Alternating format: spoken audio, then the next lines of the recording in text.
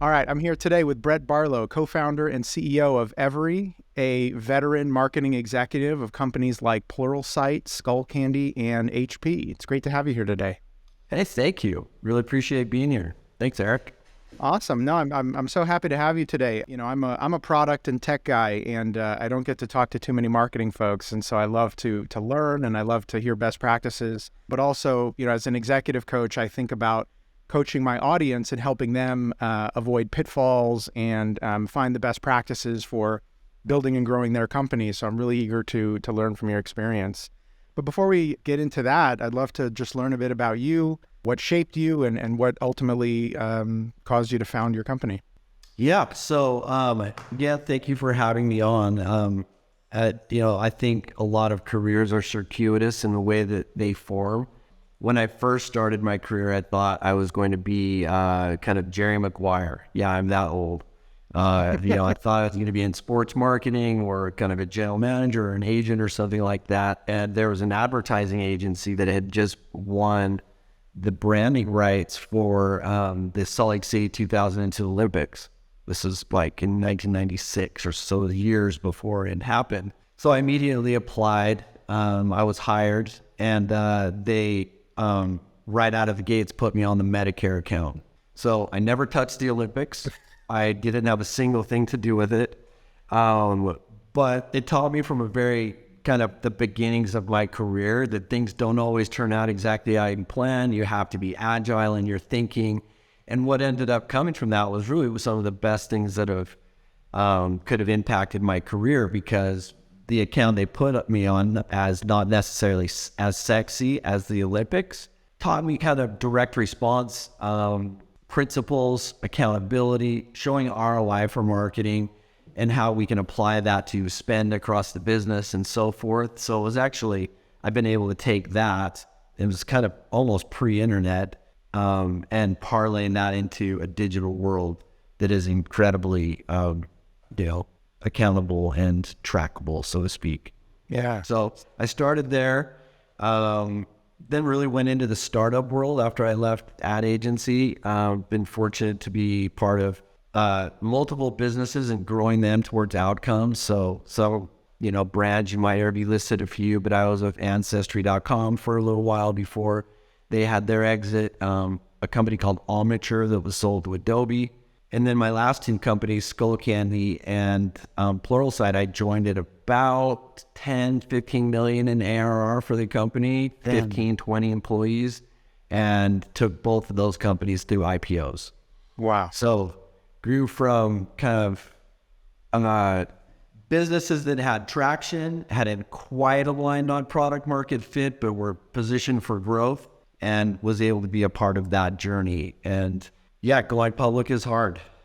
It changes the behavior of employees, and you're accountable to these nameless, or they're not nameless, but faceless kind of people out there that are analysts, and it can change the behavior of a business. You start maybe some short-term thinking, quarterly thinking, rather than long-term, or that's a pitfall that should be avoided.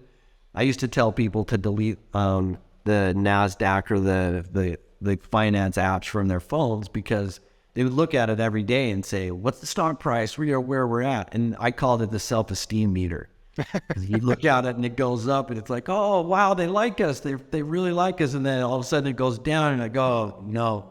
And then there's some knee-jerk decision-making that takes place. And so, yeah, there's a lot of learnings with that. But ultimately, when it comes down to it, I love to build things.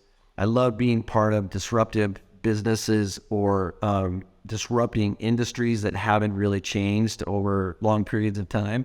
For example, Skullcandy, we certainly didn't invent headphones, but we were the first to put a brand to them, colors of personality, associate with celebrities, things like that, to where that was just completely new. At Pluralsight, we didn't invent teaching, for sure, or even training, but we were one of the first to take it into the cloud, create a subscription model out of it, and really experienced some tremendous growth through my time there. It's amazing. I actually have a little connection to Skullcandy. I worked at a fitness tech startup in the music space, so kind of bringing music and technology and fitness together. And so we actually had a partnership with you guys, and we Oh, flew out to and you guys had this like fitness lab where, people were tied up to the gas masks and all the what? sensors and everything like that. And I Yeah. think you were trying to embed sensors and things like that into the headphones that connected to the fitness apps. But I got to see what some disruptive ideas with a really nice sizable R&D budget could do in that space, and it was a lot of fun. Yeah, that was fun. It was a really fun time. Yeah, and that's consumer goods, right? So we're selling to smaller shops and big box retail.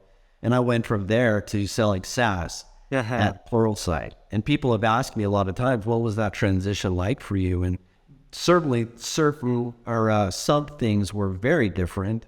But ultimately what you're trying to do is it's not really B2C or B2B. I call it B2H. It's just, it's business to human, and they have needs, and you figure out the messaging and the product market fit for that. And the principles more or less are the same.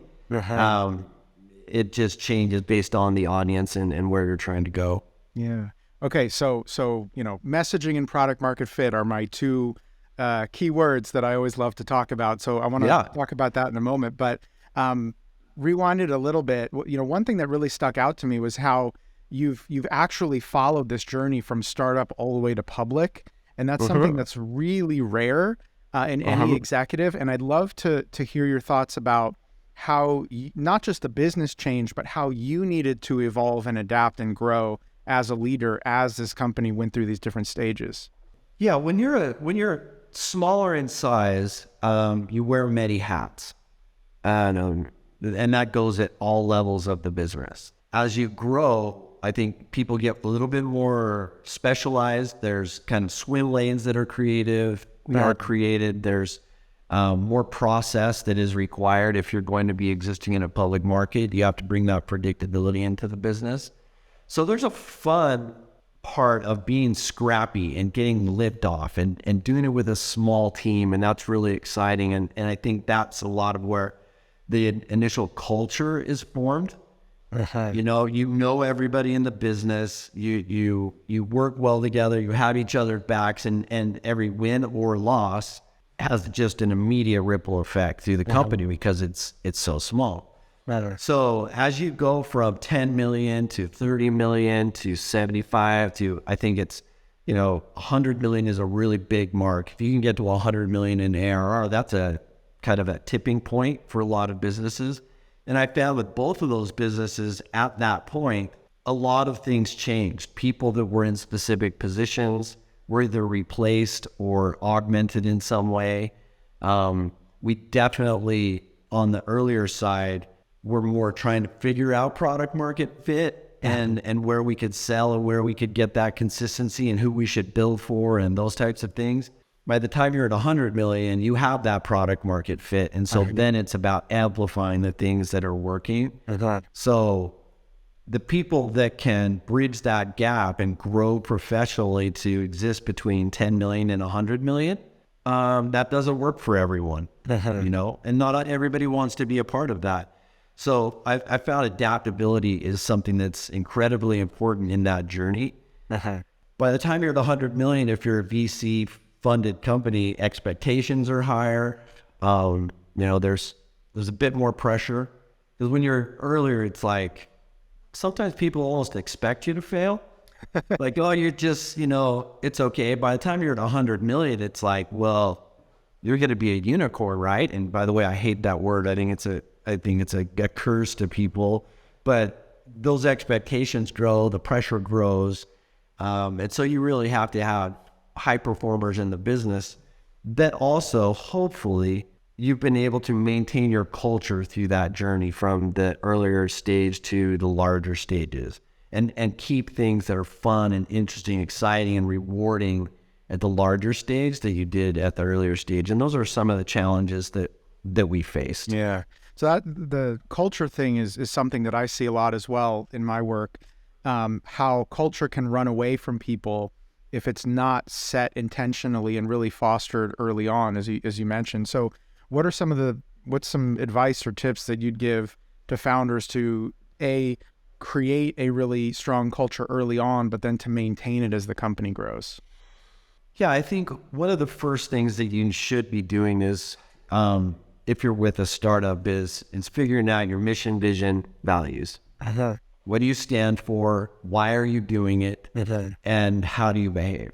And things can flow out of that. If you don't have that basis, then it's really hard to build on to a culture. So to me, culture isn't taglines or, recited core values and things, but to have them and know them and lead by, exemplifying those behaviors really can go a long way. So I think as far as culture goes, you lead by example.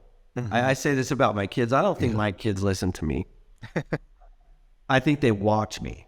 I mean, there's always so many lectures or, hey, when I was your age, this or that or the other, and it might go in one ear and out the other. Maybe they'll retain some of it, but they watch your behavior as a parent. And I think that goes to a CEO as well. If you're telling people, that there are certain things that are important to the mission or the values of the company, but you're acting in counter to that, it's just disingenuous and you can't continue it. So also, I don't think culture can be led from the top down only. People need to feel like they're part of something bigger. I hear a lot of criticisms of Gen Z and millennials in the world of, they don't value the same things as maybe Gen X and Y and all of those things. And maybe they're lazy or there's some of those stereotypes that come. And I've just found that to be so incorrect in all of my experience. What I do believe is that they value being a part of a mission-driven businesses and they want to feel like they matter. And they're not as okay just kind of being a number stuffed in a cubicle and those things. So they want to feel like they're part of something that means something to them. And I rely on those people to live the core values as well. Yeah. So I'm saying something like, this is our mission, vision, values, and I'm trying to lead by example, but I'm not the enforcer of that. I need people at every level of the business to buy into it and act accordingly and act those things as well. That way, when something happens and you're in a conversation and someone acts counter to your values, I don't swoop in like I've been listening or something, like it's not me. It's a coworker that's saying like, hey, you know what? We don't really do that around here. That's not really how we work around here. But if you have an issue, like, let's talk about it. I mean, that's just an example, but something akin to that. So I think it's a company responsibility, and you have to make sure that your employees believe what they're hearing from you. And they watch you to verify that. Awesome. I'm glad to hear. So that's actually probably my core leadership coaching model is around values, but actually systematizing values. So I kind of grew up in big tech and big corporations where the values were plastered on the corkboard and it didn't mean anything to anybody. And again, as a millennial, as sort of an elder millennial, the cog in the machine is something that I've been running away from my entire career, trying to find that meaning. And so my leadership philosophy and how I coach my clients is a values-driven system of leadership where you first, you define them, right? You create that list of values that goes up on the corkboard, okay? But then what? Actually going into every single context in the business and saying, how would somebody who embraces those values behave in this team or in this role or in this meeting or when they're doing this task? And how would somebody who opposes these values behave, right? And then once we can workshop it and everybody kind of buys into that and they create their own examples that are relevant to them, and then you simply give them that playbook that says, okay, we do our retros because I'm agile. We do our retro. Doesn't matter if you're engineering, product, marketing, sales, whatever. You do retrospectives and you look for those opportunities to call out when somebody has embraced those values in their behavior or otherwise, in a non-threatening,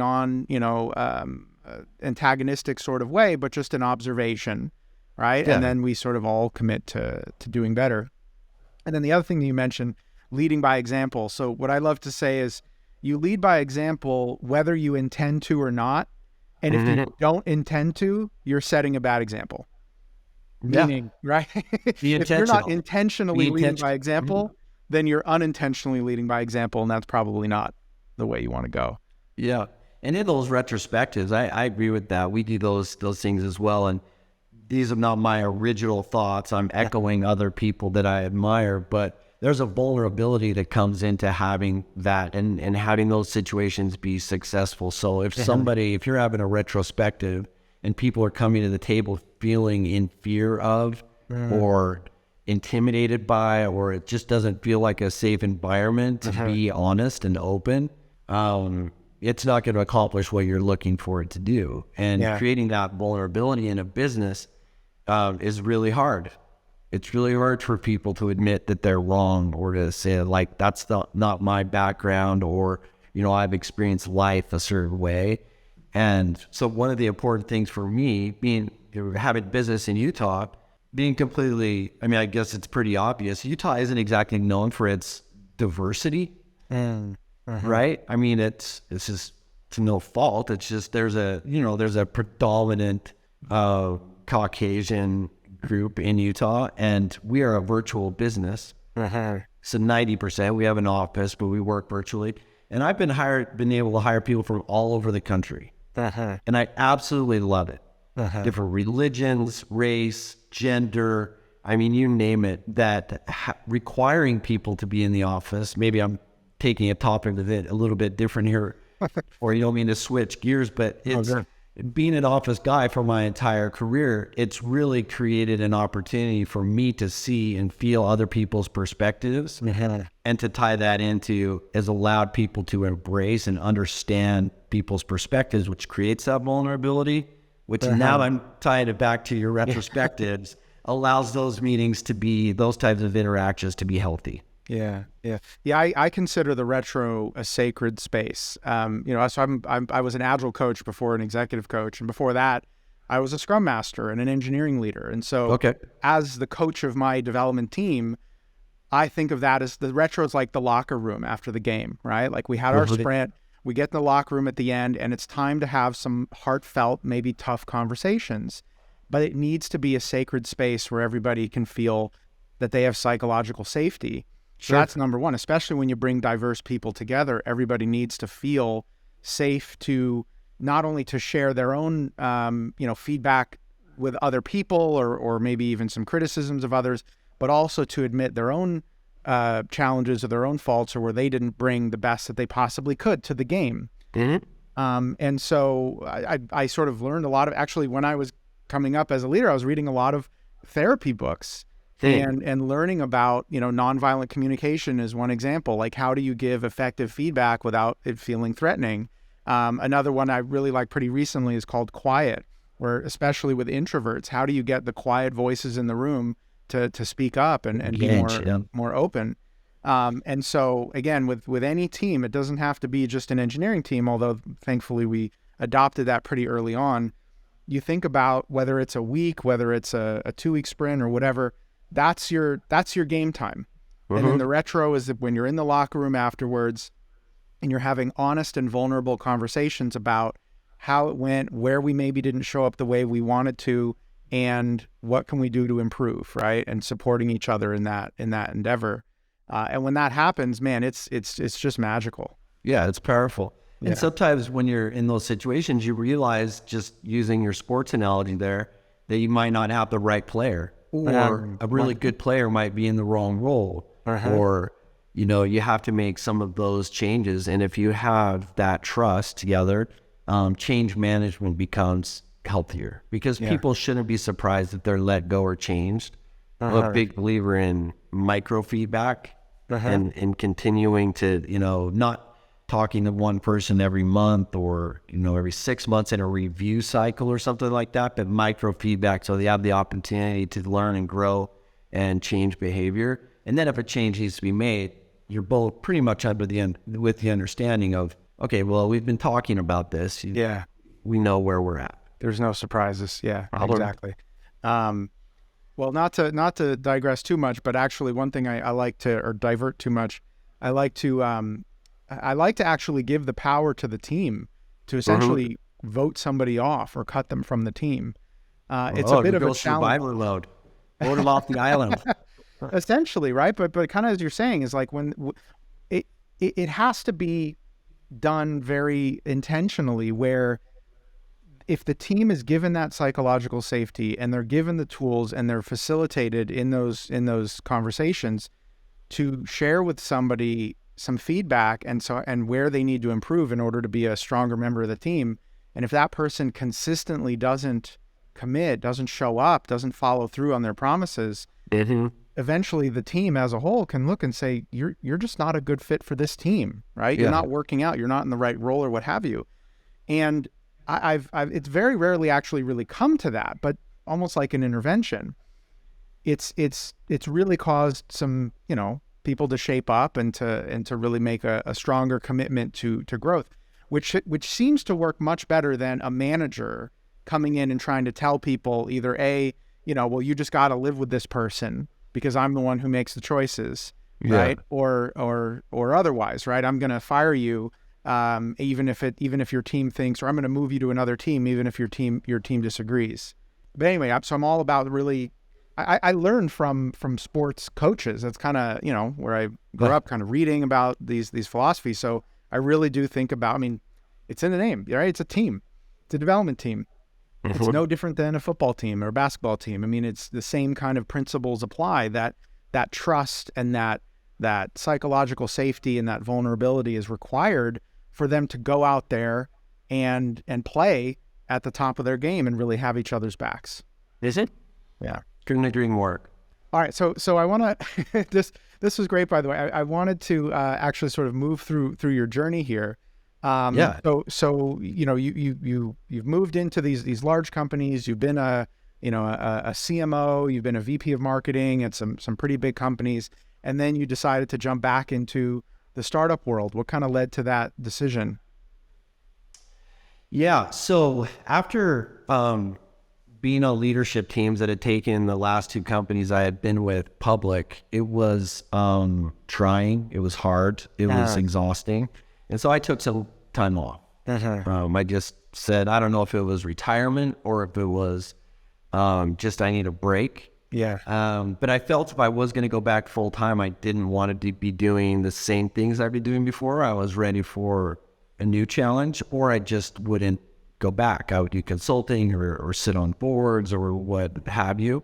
While I was still at Pluralsight, my partner, president and CEO of the business, his name is Ron Ross, came and spoke to me about this idea that he had for Everee, which is paying people the wages they've earned as fast as they've earned them instantly. And I was intrigued by it because there's a real problem that's out there in, I think, the payroll system is failing American workers. And we can maybe dig into that later if you'd like to, but he came to me and asked me to join his board and help him get this company off the ground. So Ron ran finance at Skullcandy while I was on the marketing side. So I've known him for many, many years and trust him and respect him. And together with him, we started to put together kind of an executive team, although I was at the board level at that point, and started to build out the product. And that was in 2018. So my journey to there was the problem that Everee is trying to solve resonated with me. I remember being a young married person, 2 young kids, both my wife and I were working, and having a week where there was a mix-match in timing, and I think this happens to a lot of people. In fact, 68% of American workers live paycheck to paycheck.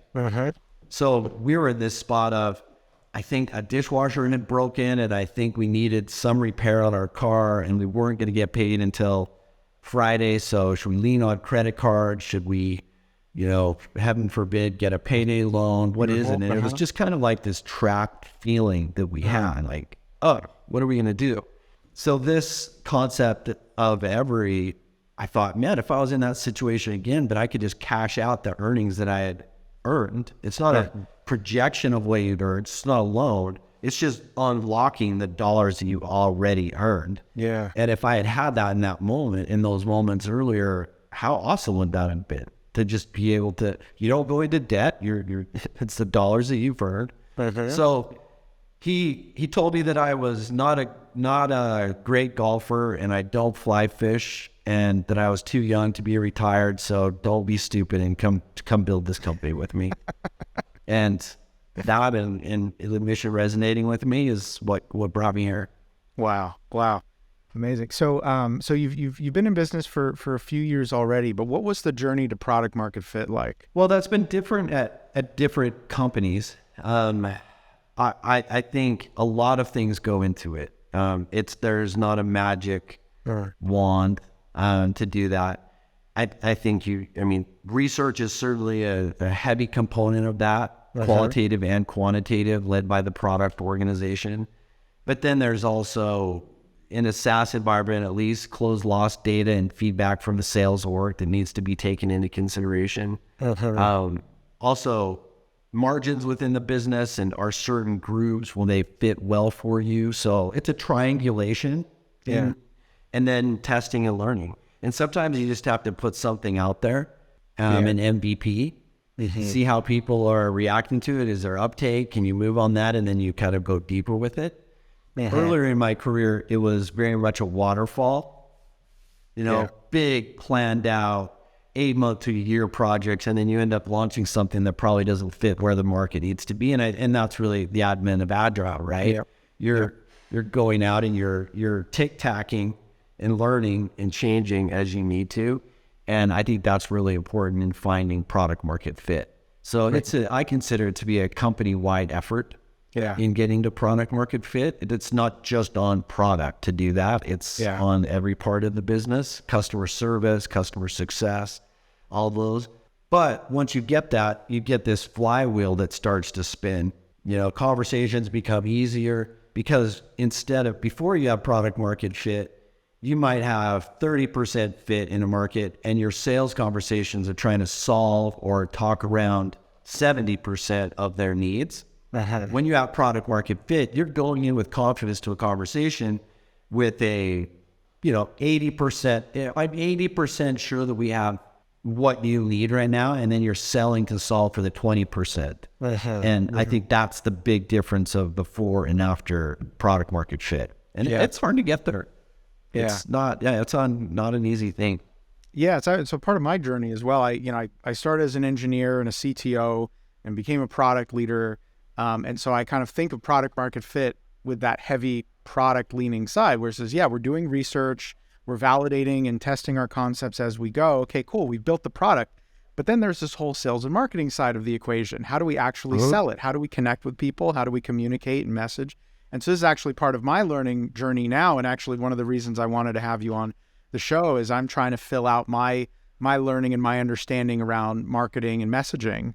And so, so one of the challenges that I've always experienced is when there is a gap between marketing and product, or even marketing and product marketing, where there's the way we message and communicate the value prop out there in the advertising and in the articles and so on. And then there's the way we message it inside the product itself.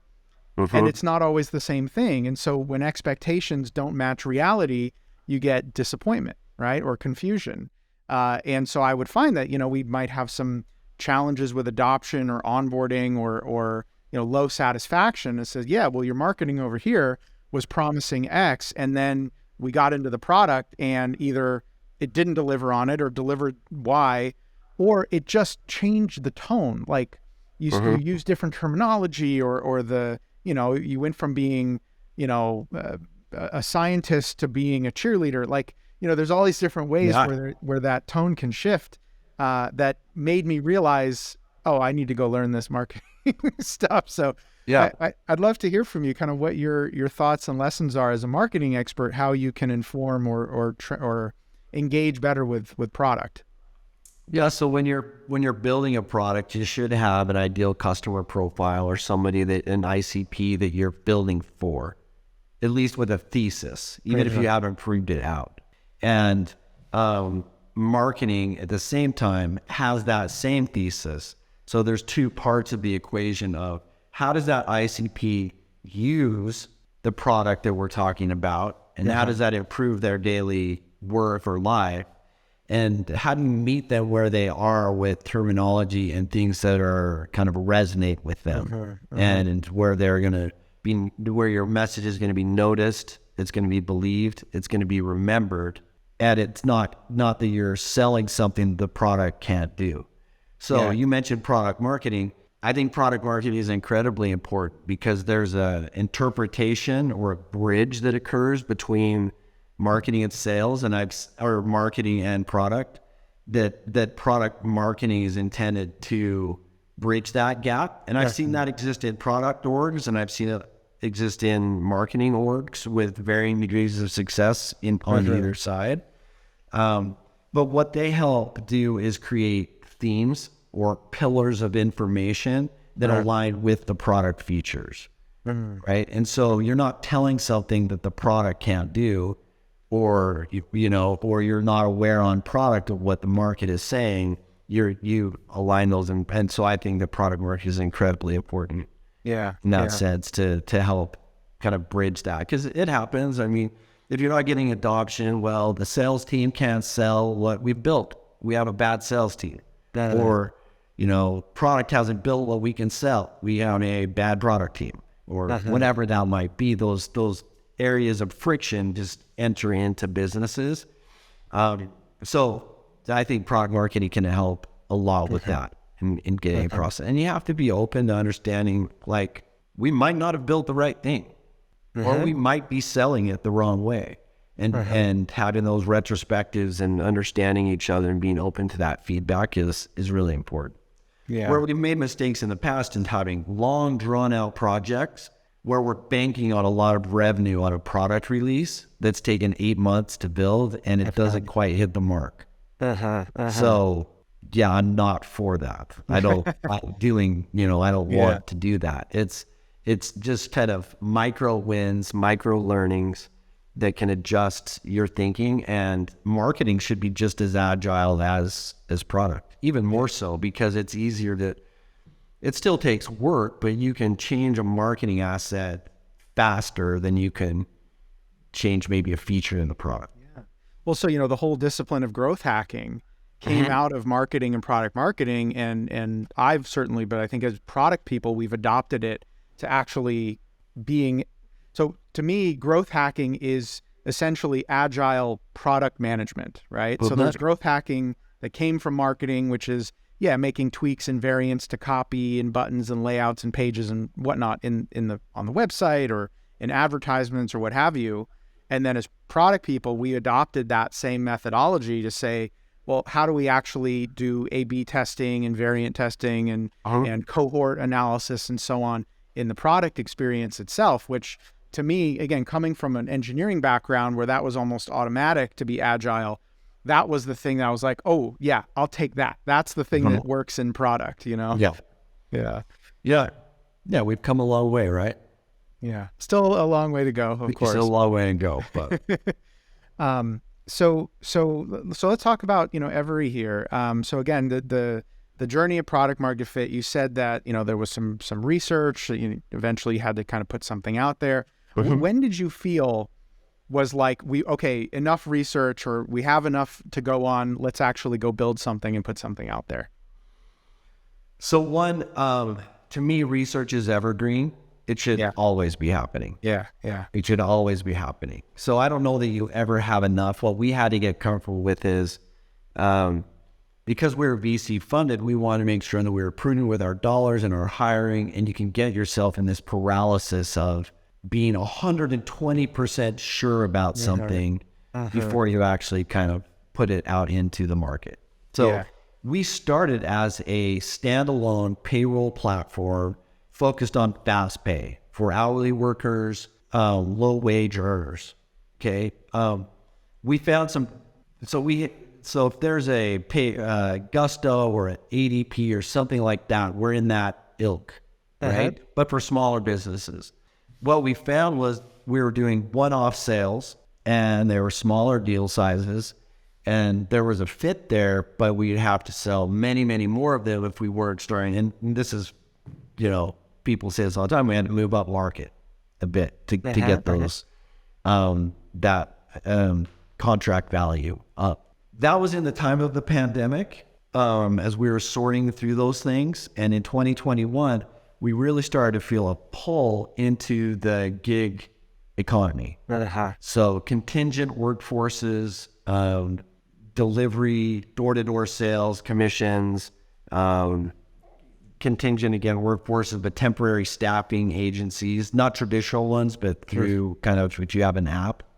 And so we changed, I wouldn't say we changed, we added to our core product feature, which is this payroll platform. And we started to create more fast payments, but on a transactional level rather than per employee per month. It was, if you make a same day ACH transaction, we just charge you for that. And we started to find some real traction there. There's companies, there's a customer that we have that does temporary staffing for bartenders in the arenas in California. So if a bartender or a server or a janitorial staff doesn't show up, and go onto their app, you say, hey, send me these 4 people. We're embedded with their app. And so after their shift, they can cash out. And we can pay people instantly. So it's starting with same day ACH for payroll for hourly workers, and it's moved into this gig economy space. And right now I think there's something in the neighborhood of 30 million gig workers in the United States. There's expected to be by 2028 almost 90 million freelancers or contractors as workers in the U.S. So it's just growing. So we might sell to a business that has maybe a small number of W-2 employees, like in the headquarters, but they have 10,000 contractors or 1099s that they're working with. So we started to see some scale there. But what we still had was we had this standalone platform. So you'd go to their app to sign up to be a worker for them, but then you come to our app to be paid. So what we've done is built embedded technology so you can take pieces of our platform and embed it into your app, either through an SSO white label, API hooks, or truly embedded into their platform. So meeting people where they are, we're kind of a vertical SaaS play. So fast paid, vertical SaaS in the gig business, and we've started to see some real kind of traction there. We still have the payroll side, we're going to continue to add value there. But where the market is going and where our product is going is fast paying and integrating with other platforms. Wow, and especially, during the time, during the pandemic, and even now when times are tough, right? And there's a lot of people out there that are trying to make ends meet. I can see how this can be, really impactful and change people's lives. Yeah, really. 12 million Americans use payday loans at an at an APR of 390% is the average. Oh my God! So I want to be the Goliath slayer and just put those people out of business. Yeah, we don't want to give loans to people. We want to just give people the money they've earned when they've earned it. Yeah, I think back when I was younger, I had a landscaping business of I call it a business. It was like 5 lawns that I would mow, right? Just as a 12-year-old or 11-year-old. But I would go to my grandfather's house. My dad would take me over there, pull the lawnmower out in the back of the Suburban or whatever it was, and I'd mow the lawn. After I mowed the lawn, my grandfather would give me a $5 bill and a bottle of Coke. We'd sit on the porch and we'd talk, but I finished the job. I got paid for the job. Right. And that made me want to go let me go mow another lawn. Let me go get another bottle of Coke and another $5, $10 or whatever that is. And I think that principle just applies today. There's just really no reason for people to wait 2 weeks or even longer to be paid. We have the technology. People are used to Venmo, Zelle, Stripe. It's just out there. It's the expectation. And it just hasn't translated into payroll until now. Yeah. Good. Well, yeah, definitely. Just as much as it's important to have those positive stories of the people you're helping, it's also great to have an enemy. Predatory lenders. I couldn't think of a better enemy to have to go after. Yeah, we want to be the giant slayer. Yeah, that's incredible. So what do you kind of see in the future for you? What are some of the scaling challenges you're dealing with today, and where do you see this company going in the next few years? Yeah, moderate growth. I mean, we're working towards profitability. We want to make sure that we're a company that has our destiny in our hands, that we're not always relying on VC funds. So, that's something that's important to us. You can never grow fast enough. So we're very focused on that, continuing the product market fit and building for our ICP, and at the same time selling and growing in a profitable way.